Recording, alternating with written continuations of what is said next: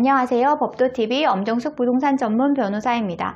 오늘은 상가임대차에서 악덕 세입자에게 대응하는 방법에 관한 내용입니다. 약속을 위반하는 악덕 세입자와 건물주 간 눈치 싸움이 치열합니다. 소송은 기간이 길다는 점을 악용하는 세입자들이 늘어나면서 건물주들의 한숨이 깊어지고 있습니다. 과거 상가임대차에서는 세입자가 위법을 저질러 분쟁이 일어날 때 명도소송으로 문제를 해결하는 경우가 일반적이었습니다. 하지만 명도소송 절차를 밟게 되면 시간과 비용이 만만치 않아 문제를 키우는 사례로 이어질 때가 많았습니다. 반면 재소전화에는 세입자와의 분쟁을 해결할 수 있는 세 가지 장점이 존재하기에 상가임대차에서 필수로 여겨지고 있습니다. 법률 용어가 어려운 분들을 위해 용어 설명부터 하고 갈게요. 재소전화해란 세입자와 건물주 사이에 소송 비용과 시간을 절약하고 화해를 촉진하는 제도로 상호 합의를 통해 분쟁을 해결할 기회를 제공하는 제도입니다. 주로 상가임대차 관계에서 많이 활용됩니다. 오늘 주제에 이어서 설명드립니다. 상가임대차에서 재소전화해가 필요한 첫 번째 이유는 잘못을 저지른 세입자를 빠르게 내보낼 수 있다는 점입니다. 흔한 경우는 아니지만 위법을 저지른 세입자에게 계약 해지 통보를 했음에도 버티는 사례가 있습니다. 이 경우 건물주는 법 절차를 이용해 세입자를 내보내야 합니다. 하지만 재소전화해 없이 세입자를 내보내려면 명도소송과 승소 판결 그리고 강제집행에 이르는 법 절차를 거쳐야 하기 때문에 상당한 기간과 비용이 소요됩니다. 반면 재소전화해를 한 임대차 관계라면 상황은 달라집니다. 재소전화해 조서는 집행 권한이 있기 때문에 명도소송이 없이도 법원에 강제집행을 신청할 권한이 있습니다. 따라서 재소전화해는 명도소송에 필요한 시간과 비용이 생략되기 때문에 이른 시일 내에 세입자를 내보낼 수 있다는 장점이 있습니다. 재소전화해가 필요한 이유 두 번째는 위법행위를 방지하는 효과가 있다는 점입니다.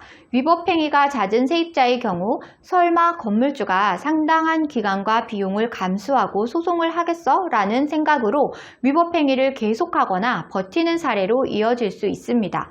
실제로 위법을 저지른 세입자를 마냥 믿고 기다리거나 소송 절차가 번거로워 엄두를 내지 못하는 건물주가 많습니다. 하지만 재소전화해를 한 상가임대차라면 세입자가 위법을 저지르기가 쉽지 않습니다. 재소전화해가 성립된 상가임대차에서는 세입자의 위법행위가 발견되는 순간 계약 해지 통보 후 강제집행 절차를 진행할 수 있습니다. 이 사실은 반대로 세입자도 인지하고 있어 임대차 사항을 잘 준수하려는 노력으로 이어지기에 세입자의 위법행위를 방지하는 효과가 있습니다. 재소전화해가 필요한 마지막 이유는 세입자의 부당이득 방지에도 효과가 있다는 점입니다. 상가임대차에서 부당이득이란 세입자가 임대료를 내지 않은 채 임차한 점포에 머물면서 장사를 해서 얻는 이득을 말합니다.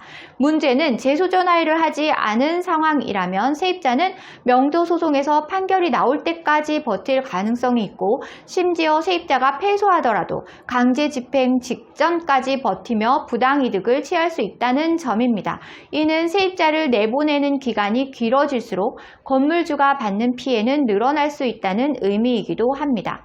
반면 재소전화해가 성립된 임대차에서는 강제집행이 완료되기까지 상당히 짧은 기간이 소요되기 때문에 건물주의 피해를 최소화할 수 있습니다. 명도소송은 판결이 나오기까지 최소 수개월에서 최대 1년 이상 소요되는 경우도 있는데 재소전화해는 명도소송을 거치지 않아 절약되는 시간만큼 경제적인 피해도 줄어드는 셈입니다. 오늘은 상가임대차에서 악덕 세입자 대응하는 방법에 관한 내용을 설명드렸습니다. 정리하자면 재소전화해는 명도소송 대비 시간과 비용이 절약된다는 것이고요. 세입자의 위법을 사전에 방지하는 효과가 있습니다. 강제집행까지 걸리는 시간이 짧기에 부당이득을 방지하는 효과가 크다고 할 수 있습니다. 오늘 주제와 관련된 문의사항이나 재소전화해 관련 문의사항이 있으신 분들은 홈페이지에 문의사항을 남겨주시면 바로 답변 드리고 있는데요. 홈페이지는 네이버에서 엄정숙 변호사의 재소전 화해를 검색하시면 쉽게 찾으실 수 있습니다.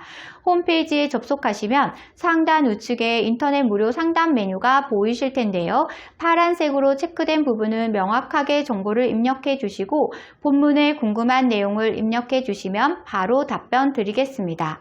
오늘은 여기까지 설명해 드렸고요. 다음에 더 좋은 부동산 법률 정보로 찾아뵙겠습니다. 저는 엄정숙 부동산 전문 변호사였습니다.